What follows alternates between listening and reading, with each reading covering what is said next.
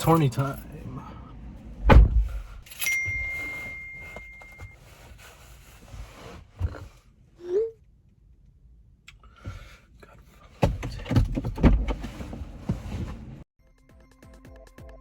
Welcome back to Yu-Gi-Oh! Restart, and we have a sticky situation. As you can tell by the opening, I originally planned to have a tournament featured in this episode, which I did bring up in episode 6 as well, but the one that was planned for remote dual locals was delayed, and the in real life one was cancelled. That doesn't mean I want to delay the episode again though. I feel like there was enough of a wait between the other episodes. This episode will be shorter since there's less to open, but as for how much budget we have, it's actually a decent amount.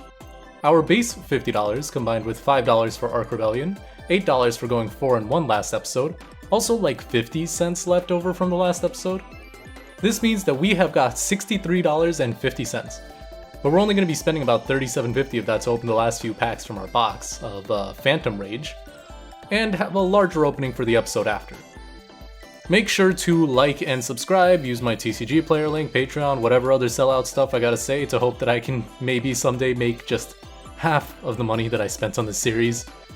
And don't forget that I did do the opening ahead of time, so, hindsight's 2020, and there won't actually be a tournament, but I do talk about that, so just ignore that.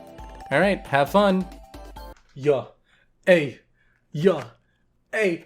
Alright, so for this episode, this is actually... We usually don't conserve money for the next episode, but this time, since I want to play in a tournament tomorrow, I'm actually opening this before the last video is even coming out. We're going to be opening the rest of the Phantom Rage packs. What is there to say? We just need everything we've needed so far. Next time around, I'm thinking Lightning Overdrive, honestly. Let's get these packs over with. Let's get our last secret rare in this box. Let's see, we got Awakening of the Possessed, Mutant Blast, GG, Conjurer, Raid Raptor, Phantom Knight's Claw. If you're wondering why I'm doing it slow, it's obviously to pad out the video a little bit. And so I can talk, because I want to talk a little bit. I'm playing in a tourney tomorrow, and I want to be able to play Yuhi. I want to be able to play our deck in the tournament tomorrow. So we're gonna have to see how that goes. Let's get a Starlight. Where are all the higher rarity stuff at? Where's the secrets? Wait, we're owed, what is it? 2 ultras and 1 secret, right? Alright, let's get this bread. Alright, whatever. Worst case scenario, we'll have the same deck 2 episodes in a row, but next episode we have a much higher budget to spend. We have Mutant, Hama, Raid Raptor. What? Still supers. I forgot, I didn't get 2 secrets last episode, did I? I also remember only getting 2 ultras, I believe. What was it, I don't remember. That is not a Starlight. Let's go. Give me yeah. Okay, I don't know why. I just didn't expect that. Okay, I genuinely thought this episode would not have any deck changes, but if nothing else, we've got our second Farigite, which will add a ton to this deck. Now all we can hope for is a second Shuraig or something. Let's just get a Starlight Farigite and just have infinite budget for the next episode. Let's see, no Starlight. We gotta be silent. UA Hyper Stadium. We have 4 packs left, which means 1 more Ultra and 1 Secret / Starlight. Maybe we can get a Zeus. Let's see. No Starlight in this pack. Gross. Still no Starlights. I pulled a bunch of Collector's Rares during the first season of this. We're just going to skip to the Holo. I just wanted to build it up in case we might get an actual Starlight. We have 2 packs left, and this is Virtual World something, the XEs. Last pack. This one should have an Ultra Rare in it, so we're going to go one at a time. Obviously, the only one we still need is Fractal, Armityle the Chaos Phantom. I almost genuinely believe that this single Faragi could actually, like, carry us. Let's make the singular deck change that we're gonna make. Only difference this episode, we're taking out the Decode Talker that we literally added last episode. It was a space filler, whatever. We got our second Faragi. Now let's enter a tourney. First up against PK, and we win the dice roll and go first. We don't have the best hand in the world, especially after getting ashed on our Recital Starling search, so we're forced to pass turn. Luckily, our opponent bricks and isn't able to really play either. We're able to combo off the next turn though and get rid of our opponent's set monster, taking game 1. Game 2, our opponent actually manages to get full combo, ending on a Bardiche and 3 set Fog Blades. Luckily, I am a master of children's card games, and I actually play through all 3 Fog Blades at various choke points and on Shuraig, Rugal, and Fractal, actually winning match 1 very cleanly. Match 2 is against Dire YGO, who has signed a card for me now, so I gotta flex that. Dire sets 4 and passes turn, and we start by special summoning Turquoise Warbler. We get met with a generator boss fight and Ash the boss stage effect. We're able to make 4 on board, including Samorg, Shuraig, Zeus, and we called by an Eldritch. There's really not much that anybody could do after that, so we take game 1. Game 2, we start by summoning Turquoise Warbler again, into Cobalt Sparrow again, but not using the Denko in hand immediately means we didn't get to stop the Artifact Sanctum. Luckily, we still surged DD Crow off of Cobalt Sparrow and banished an Eldritch. A super interesting signature Dire YGO combo leads to an XX Saber Gothams on my turn, but we make a 3-negate Appaloosa, still have Denko, then banish it with Shuraig. No spells and traps plus 3 monster negates means we get this match. Match 3 is actually recorded in person at my locals and is up against Ogdo Attic. We DD Crow the Nunu after the effect activation to shut it down, but our opponent dumps another off of Water Lily. He then uses Chaos Space to make a Dweller and pass turn. We still have full combo though, even with the Dweller, and make Faragi, Rugal, and Fractal. Our opponent uses Snake Rain and summons Nunu, but we use There Can Be Only One, which shuts down our opponent completely, and we get the win. Game 2, our opponent uses Trade-In, then Foolish Burial, summoning Nunu, but bricking, so passing turn. Our opponent's Skullmeisters are Nerval, but we still end on a board with Barrier Statue with some Morgue Protection and Zeus. So the match is very clearly ours, and we're 3-0. Match 4 is against a good friend of mine on Zombies, which hard counters Tri-Brigade. Luckily, we win the dice roll, but our Samorg on end phase gets ashed, so we don't get to shut down the deck.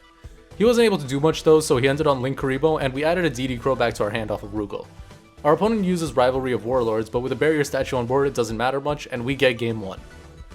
Game 2, our opponent sets up a Hulk off of Shiranui Solitaire and makes Doom King Ballardrock, which we called by, but it gets belled. Simply enough, we get hit with a Lancia, but it's too much for us to play through Lancia, so we lose game 2. Game 3, our Samorg gets ashed again, but we strike the Avendread Savior summon, and our opponent is forced to pass turn on a Necrorolled Banshee in defense. On our next turn, we make Zeus and end on Barrier Statue, which our opponent just cannot play through, so we get the win. On our 5th and final match, we're playing against Shadal Invoked, an actually very difficult matchup for us. We win the dice roll and manage to make the Samorgan pass turn. Our opponent plays through it, and we summon Shuraig off of Revolt. We make Crest, and our opponent is unable to play through a cleared board, so we attack for game with 2 Rugals. Game 2, we ash the Nadir's Servant because that card is really stupid, and our opponent just normal summons Wendy and passes. With Pank in hand and Recital Starling materials, we play through the droplets and manage to end on enough to make a Zeus and a 4-negate Appaloosa.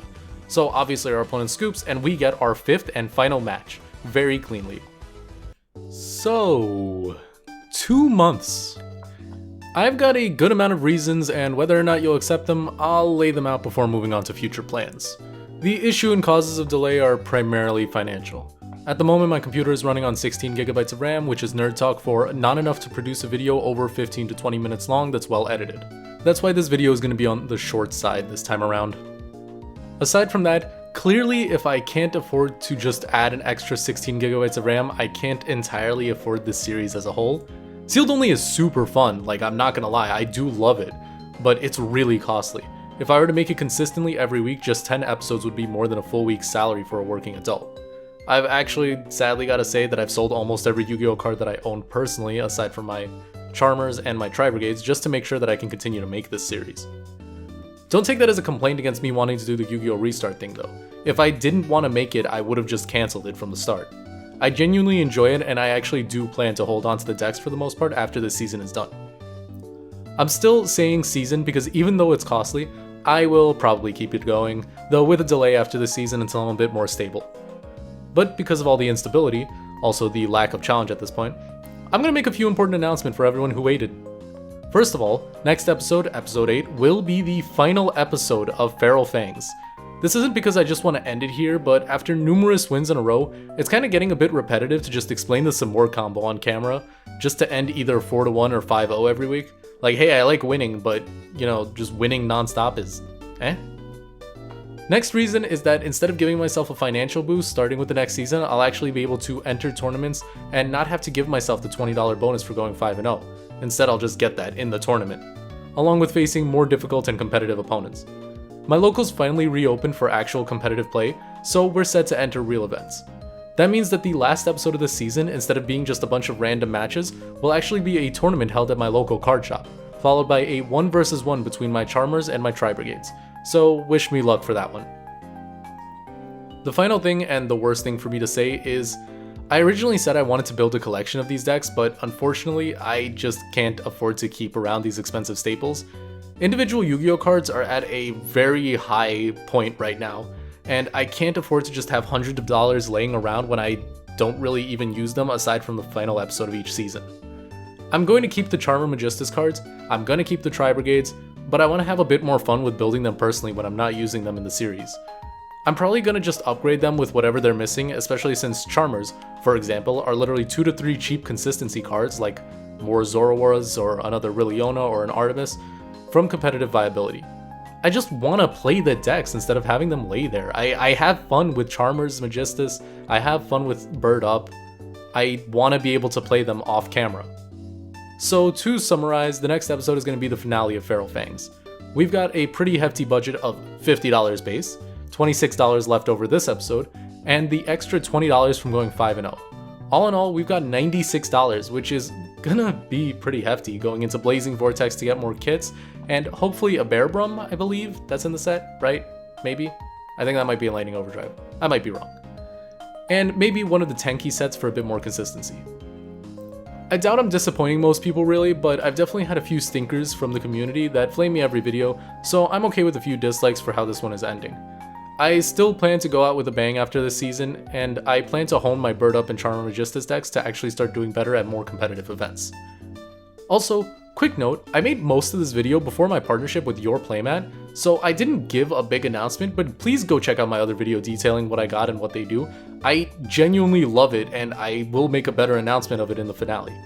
I also shut down my Patreon because I'm just a believer of getting something physical for supporting me, and just sending me over money is not something that I like, really. But if you really only have $1 or $2 to send me and you really want to support me, you could do that on my Twitch streams. Thanks for supporting the series, guys. I'm sorry about all the delays, I'm sorry about the disappointments, but thank you so much for the patience. Please wish me luck, and hopefully my computer does not blue screen while rendering this video.